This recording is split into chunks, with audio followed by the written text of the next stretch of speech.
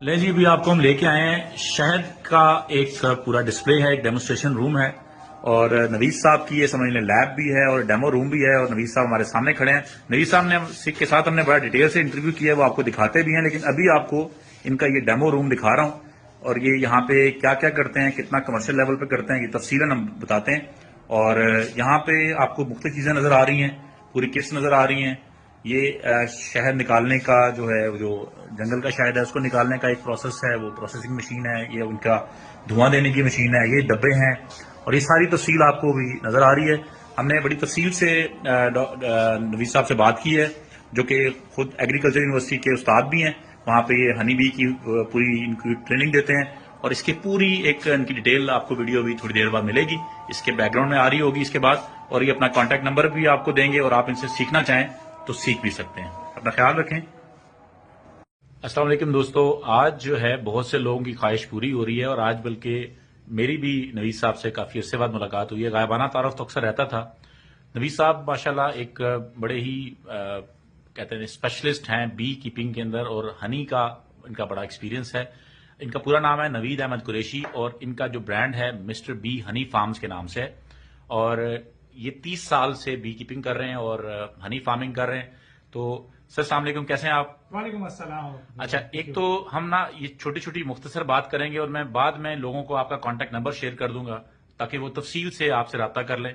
پہلے تو یہ بتائیے کہ ایک گھر کے اندر اگر کسی نے ہنی رکھنا ہے، ہنی کا ڈبہ رکھنا ہے، جو شہد کا ڈبہ، تو اس کے لیے اس کے لیے ذرا کچھ گائیڈ لائن بتا دیں شارٹ سی، اور کاسٹ کیا آتی ہے، کاسٹ سے شروع کریں اور گائیڈ لائن بتائیں ذرا۔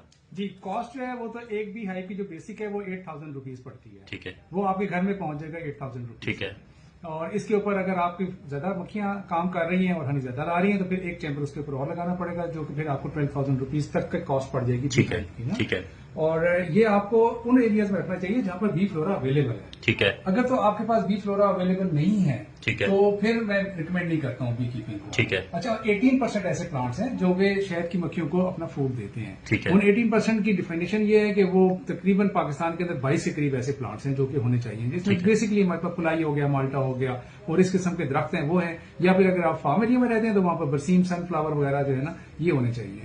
اچھا، اگر ہم یہ بولیں کہ جی وہ کون سے ایریاز ہیں، جیسے ڈومیسٹکلی جو ہے وہ تو عام طور پہ جہاں پہ ایک سیٹ آف فلاورز یا ایک فارم ہے، کوئی باغ ہے، یا جیسے کوئی کسی جگہ پھلائی ہے، کسی جگہ پہ کیکر ہے، یا اس طرح کے جو ہوتے ہیں، تو اس کے اندر آپ کوٹھار میں اور کشمیر کے ایریا میں کیا ریکمینڈ کریں گے کہ کون سا سیزن اس کے لیے بیسٹ ہے؟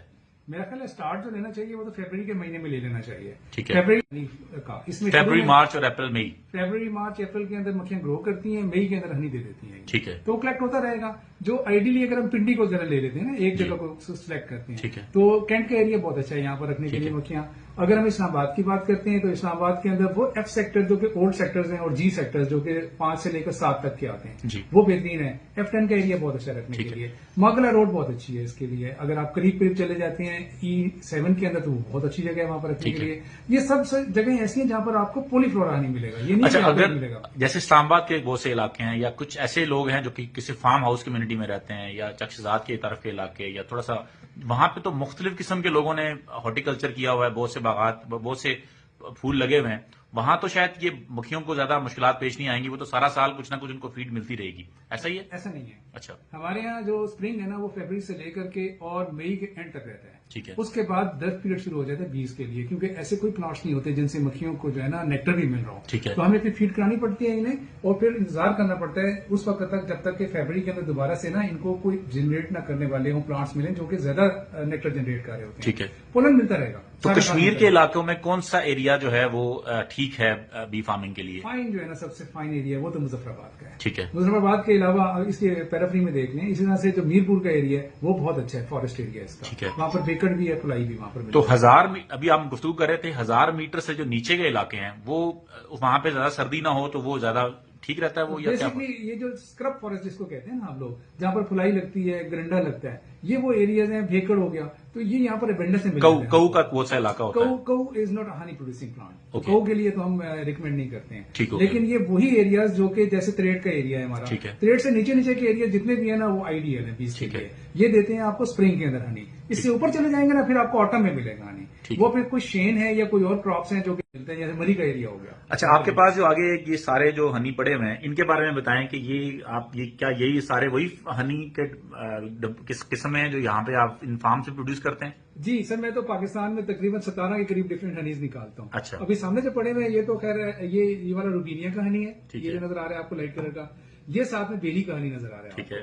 روبینیا ہم ناردرن ایریا سے نکال رہے ہیں، ٹھیک ہے. بیری کا ہنی جو ہم نکال رہے ہیں یہ نکال رہے ہیں تلگان، فتح جان یا کرک، ٹھیک ہے. اس قسم کے ایریا سے نکال رہے ہیں. دونوں کنٹراسٹ ہیں ایک دوسرے کے. یہ اسپرنگ کا ہنی ہے، یہ آٹم کا ہنی ہے. ٹھیک ہو گیا. اس کے بعد پھر دوبارہ جو ہے نا یوکلپٹس کا ہنی نظر آ رہا ہے پڑا ٹھیک ہے. ہوا. یہ جو جس کو ہم سفیدہ کہتے ہیں. سفیدہ کہتے ہیں جس ٹھیک ہے کو نا، یہ بڑا شاندار ہنی ہوتا ٹھیک ہے، ہے جی. اینٹی آکسیڈنٹ ہنی ہے. Very good. یہ دو جو ہنی نظر آ رہے ہیں یہ امپورٹڈ ہنی ہے نیوزی لینڈ کے، مینوکا. اچھا. مینوکا یہ دنیا کا سب سے مہنگا ہنی ہے. اچھا. اور یہ 20,000 روپیز کے جی ہے پاکستان کے اندر اس کی. ٹھیک ہے. تو ہم کوشش کر رہیں کہ اس کو کس طریقے سے ہم لگا لیں اس پودے Locally بھی کو produce اور کریں. اس کو ہم بڑھائیں تاکہ یہاں سے ہم اس کو ایکسپورٹ ٹھیک کر ہے جی. سکیں. اگین وہی ہمارا روبینیا پڑا ہوا ہے، یہ کرسٹلائز ہو جاتا ہے یعنی کیوں جم جاتا ہے شہد، کیونکہ شہد کے اندر گلوکوز اور فرکٹوز کی خاص مقدار موجود ٹھیک ہوتی ہے ہے. جی. پاکستان کے زیادہ تر شہد جو ہیں وہ جم جاتے جم ہیں. جاتے ہیں. بیری اور روبینیا یہ دو نہیں جمیں گے، ٹھیک ہے. جبکہ باقی تمام شہد کبھی نہ کبھی ضرور جم جائیں گے، ستمبر ٹھیک کے ہے. بعد جمنے کی طرف جا رہے ہوتے ہیں. یہ بھی اس طرح سے کچھ ایک سیمپلز پڑے ہوئے ہیں، یہ فلائی کا شہد پڑا ہوا ہے اور یہ بیری کا شہد پڑا ہوا ہے. لیکن یہ تو وہ چند ایک پڑے ہوئے ہیں. لیکن اگر آپ میرے پیکنگ روم میں جاتے تو میں وہاں دکھاتا کہ ابھی بھی میرا خیال 10 کے قریب ہماری ڈفرینٹ ورائٹیز پڑی ہوئی ہیں. کسی وقت وہاں بھی چلیں گے. اب دو باتیں آپ سے اور کرنی ہے. ایک تو یہ ہے کہ کیونکہ میں آپ کو پتا ہے کہ میں خود بھی وائلڈ ہنی کلیکٹ کرتا ہوں اور جنگل سے ہم شاید کلیکٹ کرتے ہیں، اس پہ تفصیلاً کبھی آپ کی اس پہ ایکسپرٹیز لیں گے. اور خاص طور پہ جو گوروں کو تو کرسٹلائز شاید بڑا پسند ہوتا ہے، میرے سے آ کے وہ لے کے جاتے ہیں.